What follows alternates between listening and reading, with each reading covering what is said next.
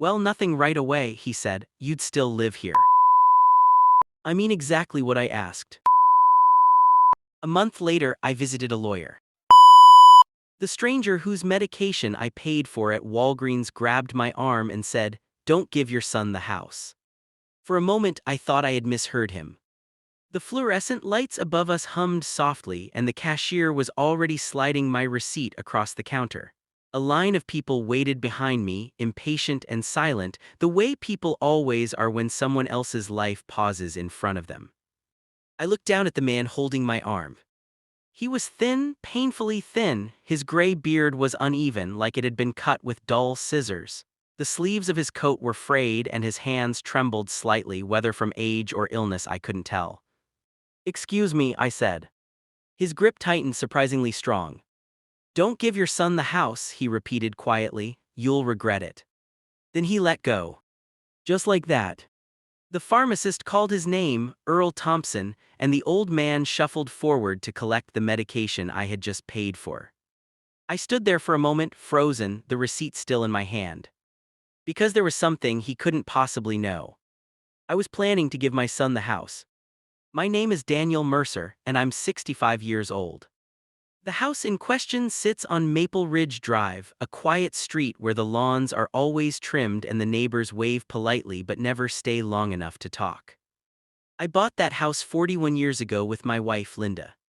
Back when we were young. Back when our biggest worry was whether we could afford a dishwasher. Linda died 3 winters ago. Cancer. Fast, cruel, and completely unfair. After the funeral, the house felt too large for just one person. Every room echoed with memories: the kitchen where Linda baked cinnamon bread every Sunday, the living room where we watched our son Kevin take his first steps. Kevin was 38 now, married with 2 children of his own. He lived across town in a smaller place, and for months he'd been telling me the same thing. "Dad, you shouldn't live alone anymore." At first I thought it was kindness. Concern. But recently, the conversations had shifted. "You could sign the house over now," Kevin said during dinner last week. "It would save a lot of paperwork later." I didn't answer him then. But I had been thinking about it. Which is why the old man's words at Walgreens made my chest feel tight. 2 days later I went back. Not for medicine. For answers. The young pharmacist recognized me immediately. "You were here Wednesday, right?" she said.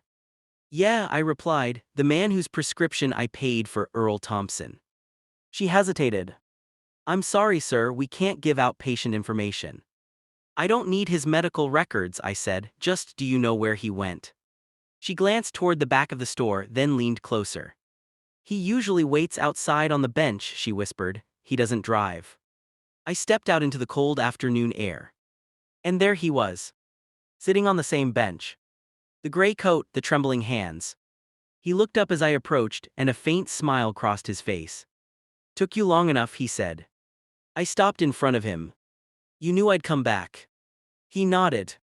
"Most men do when someone warns them about a mistake they're about to make." I crossed my arms. "You said something very specific the other day." He studied my face carefully. "How old is your son?" he asked. 38. He sighed softly, like a man who had heard the same story 1,000 times. "Mine was 37. We sat on that bench for nearly an hour." Earl spoke slowly, but every word carried weight. Years ago, he had owned a small house not far from here. Just like me, he had lost his wife first. Just like me, he had a son who insisted he shouldn't live alone. And just like me, he had signed the house over. "At first nothing changed," Earl said. "I still lived there. My son said it was just paperwork." The wind rustled the trees behind the parking lot. "But then," he continued, "his wife started talking about renovations. New floors. New kitchen. Selling the property for something bigger.